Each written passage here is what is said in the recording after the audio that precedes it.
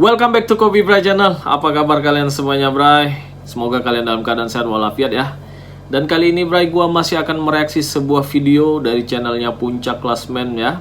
Channel yang sangat menarik ya, yang sangat recommended untuk di subscribe dan juga dibagikan kepada teman-teman.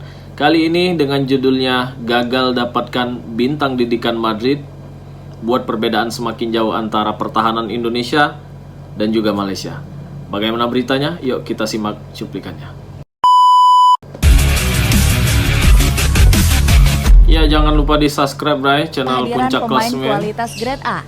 Kualitas ini berbanding jauh dengan Malaysia yang hanya dihuni oleh bek sekelas Asia Tenggara. Terbukti skuad Harimau Malaya hanya mengandalkan bek-bek seperti Dion Kuls yang bermain di Buriram United. Selain itu, market value bek Indonesia juga menjadi yang termahal di Asia Tenggara. Gak cuma pertahanan, pasukan Pau Marty juga kalah telak dari Indonesia di sektor penjaga gawang. Bagaimanakah perbedaan jomplang pertahanan Indonesia dan Malaysia?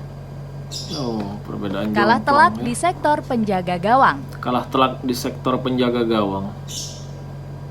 Kualitas pemain timnas Indonesia dan Malaysia diklaim bagaikan langit dan bumi. Jomplangnya perbedaan ini bisa dilihat dari sektor pertama, yakni penjaga gawang. Sebenarnya, Malaysia sempat punya rencana menaturalisasi Diego Alto. Rencana tersebut dinilai sebagai langkah pertama mengejar ketertinggalan naturalisasi dari Indonesia. Mantan kiper Real Madrid Castilla ini juga dikabarkan akan diboyong oleh Johor Darul Takzim. Rumor tersebut sampai-sampai menghebohkan netizen Malaysia. Bahkan, warganet negeri jiran langsung menganggap Diego Alto lebih hebat dari Martin Pais. Alasannya kiper 24 tahun ini punya pengalaman yang lebih mentereng ketimbang Pais. Namun, gak disangka ternyata koar-koar netizen negeri jiran harus gagal terrealisasi. Diego Alto malah mengonfirmasi dirinya gak punya darah keturunan Malaysia. Bahkan, Johor Darul Takzim sampai-sampai membeli kiper lain bernama Christian Abad Ahmad. Sang kiper memang punya darah keturunan Malaysia meskipun lahir di Spanyol.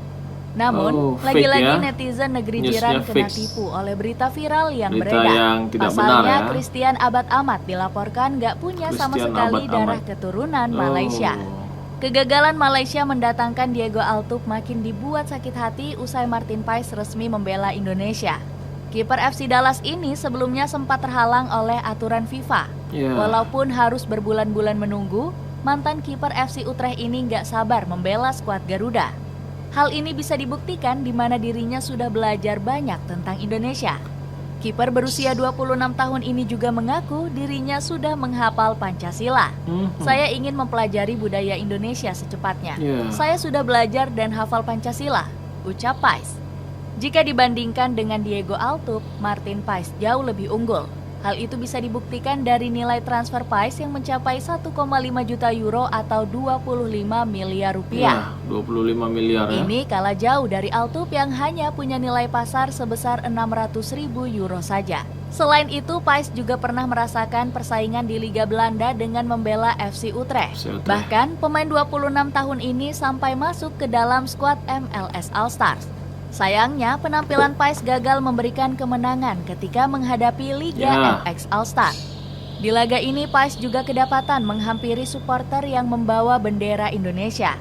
Martin Pais melihat bendera Indonesia di tengah kerumunan dan datang untuk menunjukkan kecintaannya, tulis MLS. Malaysia cuma mengandalkan bek tengah lokal. Selain kalah dari Indonesia di sektor kiper, Malaysia juga nggak punya pemain belakang berkualitas Eropa. Bahkan para pemain bertahan Harimau Malaya saat ini nggak ada yang bermain di Eropa. Satu nama yang pernah bermain di Eropa hanyalah sosok Dion Kuls. Pemain berusia 28 tahun ini sebelumnya pernah bermain di Liga Belgia bersama klub Brugge. Setelah itu dirinya berlabuh ke beberapa klub kecil Eropa seperti FC Jablonec. Setelah itu, pemain kelahiran Kucing ini justru memilih untuk pindah ke Buriram United. Hal ini sontak membuat publik Harimau Malaya kecewa dengan keputusannya. Padahal, netizen negeri jiran berharap pemain setinggi 185 cm tersebut tetap berkarir di Eropa. Selain Dion Kuls, Malaysia juga cuma mengandalkan pemain dari Liga Super Malaysia. Syahrul Saad, Lavere Corbin Ong dan Matthew Davis menjadi nama yang paling sering dipanggil. Sebelumnya publik Harimau Malaya sudah berharap akan diperkuat oleh pemain dari Eropa. Mats Dejil dari klub Go Ahead Eagles sempat dirumorkan akan berseragam timnas Malaysia. Namun sayangnya hal ini nggak bakal terjadi karena kabar tersebut adalah berita bohong. Hal ini disampaikan langsung oleh Ketua FAM yakni Datuk Hamidin Amin. Ada beberapa portal yang mencoba menggunakan nama FAM seolah-olah kita menginginkan lebih banyak pemain naturalisasi. Sejauh ini beberapa nama terbukti hanya sebuah hoaks. Itu ya, kualitas pernyataan pemain dari Datuk bertahan Hamidin Indonesia ya. juga dinilai jauh lebih baik ketimbang Malaysia. Pasukan Merah Putih dipimpin oleh bek tengah berkualitas seperti Jay Izzet. Bang Jay sendiri merupakan pemain Venezia FC yang tampil di kasta tertinggi Serie A. Pemain kelahiran Mierlo ini juga berpeluang menjalani debut di Serie A menghadapi Fiorentina. Di pertandingan perdana, Izzet sempat absen karena akumulasi kartu di play-off Serie B. Kemampuan bertahan yang solid bisa dibuktikan usai membawa Venezia promosi ke Serie A. Skuad Garuda juga masih punya Elkan Bagot yang saat ini bermain di Blackpool FC. Bek kelahiran Bangkok ini langsung menjalani debut di pertandingan Carabao Cup melawan Burton Albion. Elkan langsung membawa pasukan The Seasiders memenangkan pertandingan dengan skor 4-0. Kontribusi sang bek langsung mendapatkan pujian dari Neil Critchley selaku pelatih. Saya pikir Bagot luar biasa. Dia adalah transfer yang hebat untuk kami. Bagot juga sangat bagus dalam menguasai bola dan Ipswich telah mempercayakan kami untuk membuatnya lebih berkembang. Indonesia juga masih punya pertahanan solid yang bermain di luar negeri, mulai dari Nathan Choaon, Kelvin Verdong, Sandy Walsh, dan juga Shane Patinama. Nathan Choaon bahkan mampu memecahkan rekor bersama Swansea City. Dia menjadi pemain Indonesia pertama yang sukses tampil di kompetisi Championship. Pertahanan Indonesia paling mahal di ASEAN. Selain punya bek kualitas Eropa, timnas Indonesia juga menjadi pertahanan paling mahal di Asia Tenggara. Terbukti nilai total transfer skuad Garuda mencapai 168,3 miliar rupiah. Jay Izzet menjadi pemain Indonesia dengan harga transfer tertinggi yakni 43 miliar rupiah.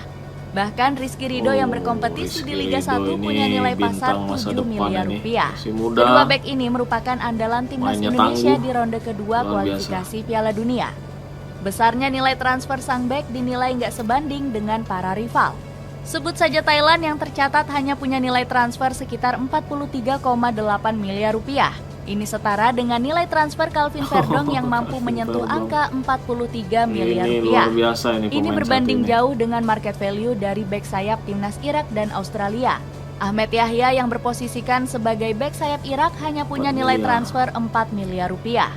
Kemudian Jordan Boss yang merupakan pemain timnas Australia hanya punya market value 34 miliar rupiah. Angka ini menjadikan Verdong sebagai pemain bek sayap termahal di ronde ketiga. Sedangkan market value Malaysia hanya sedikit unggul dari Thailand dengan kisaran 46,5 miliar rupiah. Dengan kualitas pertahanan tangguh mengungguli Malaysia, akankah timnas Indonesia bisa lolos ke Piala Dunia 2026? Mudah-mudahan kita doakan sama-sama, Bray. Ya itulah Bray, berita menarik dari channelnya Puncak Klasmen ya, dengan judul yang sangat menarik juga ya, tentang pertahanan, perbedaan pertahanan antara timnas Indonesia dan juga timnas Malaysia ya. Meskipun sudah dikonfirmasi oleh Ketua Federasi Sepak Bola Malaysia ya, Datuk Hamidin, bahwa berita-berita yang berkembang tentang adanya isu naturalisasi pemain-pemain berkelas ya, seperti contohnya tadi Diego Altub ya dari Real Madrid Castilla, itu ternyata hanya fake news ya, berita yang tidak benar. Telah dikonfirmasi langsung oleh Ketua Federasi Malaysia ya, bahwa itu adalah berita yang hoax ya. Dan ya bagi saya sudahlah, nggak usah lagi lah di banding-bandingkan antara kita dan juga Malaysia ya. Tidak ada gunanya membanding-bandingkan seperti itu ya. Tetap kita harus saling support, saling dukung ya.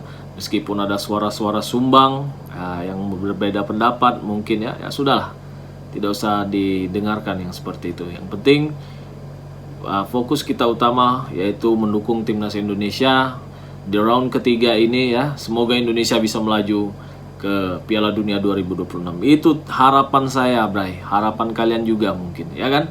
Jadi sudahlah, nggak usah kita beda-bedakan lagi, banding-bandingkan lagi antara timnas kita dan juga timnas Malaysia. Yang jelas sekarang timnas Indonesia menjadi harapan bagi seluruh tim-tim yang ada di ASEAN untuk menjaga nama baik ASEAN di round ketiga kualifikasi Piala Dunia. Ya, mudah-mudahan timnas kita bisa bermain di Piala Dunia 2026 dengan amunisi yang baru saat ini ya. Ada Martin Paes ya, kita sangat membutuhkan Martin Paes di round ketiga ini karena musuh yang akan kita hadapi, lawan yang kita akan hadapi di round ketiga ini bukan kaleng-kaleng, Bray.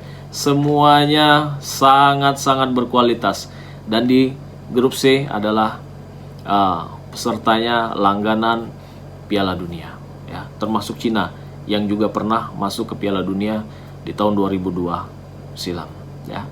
Tetap semangat buat para fans Garuda, tetap kita dukung timnas Indonesia, timnas kebanggaan kita. Semoga bisa melaju ke Piala Dunia 2026.